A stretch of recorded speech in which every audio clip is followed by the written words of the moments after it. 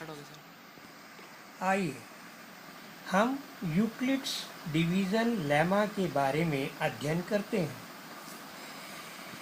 बच्चों, आप अच्छी तरह जानते हैं कि किसी भी संख्या को अगर हम भाग करते हैं यानी डिवीज़न करते हैं, उदाहरणार्थ जैसे कि 25 को 4 से हम भाग करते हैं। 25 को आप जब 4 से भाग करते हैं तो आप अच्छी तरह जानते हैं कि भाग करते समय आपको ये कुछ इस प्रकार से दिखाई देता है। यानी जो आप जानते हैं कि हम देखें तो 25 को 4 से भाग करने पर 25 को हम यानी डिविडेंड कहेंगे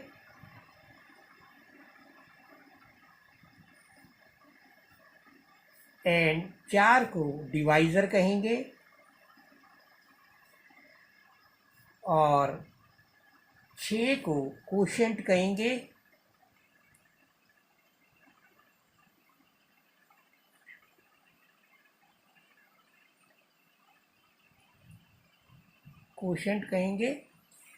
और 1 को रिमाइंडर कहेंगे। यानी हिंदी में अगर आप देखें कि यहाँ 1 जो है शेष है, 6 जो है आपका भागफल है और 4 जो है भाज्य है और 25 जो है 25 को हम यानी हिंदी में इसका जो नाम है 25 को भाजक कहेंगे, 4 को भाज्य कहेंगे, 6 को भागफल कहेंगे और 1 को शेष कहेंगे। इस प्रकार से आप सभी जानते हैं कि ये जो सिंपल एक प्रकार से यानी दो संख्याओं को यानी बड़ी संख्या को छोटी संख्या से भाग करने पर इस प्रकार से हमें कुछ प्राप्त होता है। बिल्कुल इसी प्रकार से अगर आप देखें तो आपको जो यूक्लिड्स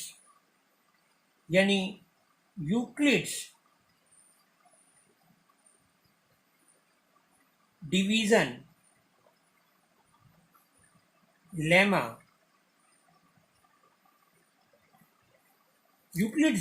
लेमा में भी इसी प्रकार से आप करते हैं।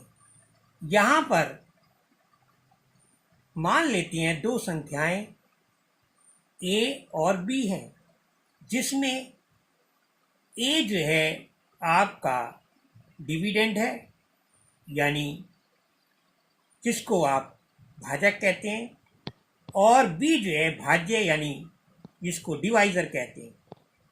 अगर आप इसको आप एक्सप्रेस करें, जैसे कि हम 25 को अभी एक्सप्रेस करके आपको दिखला रहे थे कि 25 को आप कुछ इस प्रकार से लिख सकते हैं यानी 4 गुणा में 6 जमा में 1।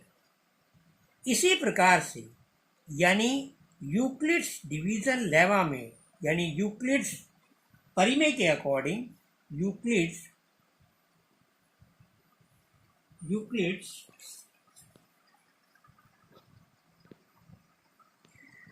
परिमेय द्वारा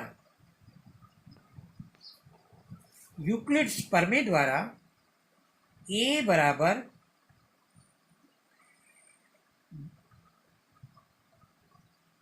b प्लस r यानी यहाँ पर अगर आपने देखें a और b आपकी वो दो संख्याएं हैं और मैं यहाँ पर c ले लेता हूँ जो कि आपका एक प्रकार से कोशेंट को रिप्रेजेंट करती है। यानी आपका एक प्रकार से जो उत्तर आता है वो सी को रिप्रेजेंट करता है। तो यूक्लिड्स डिवीजन लेवा के अंदर आपको इस प्रकार से a is equal to B C plus R के रूप में ये संबोधन आपको प्राप्त होता है। इस बुक के अंदर अगर आप देखें तो आपको यही चीज़ उन्होंने जो है इस संबोधन के साथ दिखलाई गई है कि ए और बी जो आपकी संख्याएं हैं उसमें जो मैंने सी लिया है वो उन्होंने क्यू से दिखलाया है। यानी वो संबोधन कुछ इस प्रकार से आपकी किताबों में दिखलाया गया है, बी क्यू प्लस आर, यानी यहाँ सी बराबर क्यू के है। तो दूसरे शब्दों में आप कह सकते हैं कि जो आपका रिमाइंडर है वो आपकी रिमाइंडर की वैल्यू या तो आपकी 0 हो सकती है या 0 से बड़ी हो सकती है, और या आपकी जो इसकी वैल्यू है वो हमेशा b से हमेशा कम होगी। अगर आप देखें इस तरह के कई उदाहरणों को, उसमें सही जगह के ऊपर आप पाएंगे कि आपको जिस संख्या से हम भाग करते हैं वो संख्या से कम ही आपको रिमाइंडर मिलेगा या फिर आपको 0 आपको प्राप्त हो। तो इस प्रकार से बच्चों आपने देखा कि किस प्रकार से यूक्लिड्स डिवीजन प्रमेय द्वारा हम भिन्न भिन्न तरीके से किसी भी डिवीजन को यानी भाग को हम संबोधन कर सकते हैं। आइए कुछ अब इस प्रथम पाठ के चैप्टर में HCF और LCM के बारे में जानें।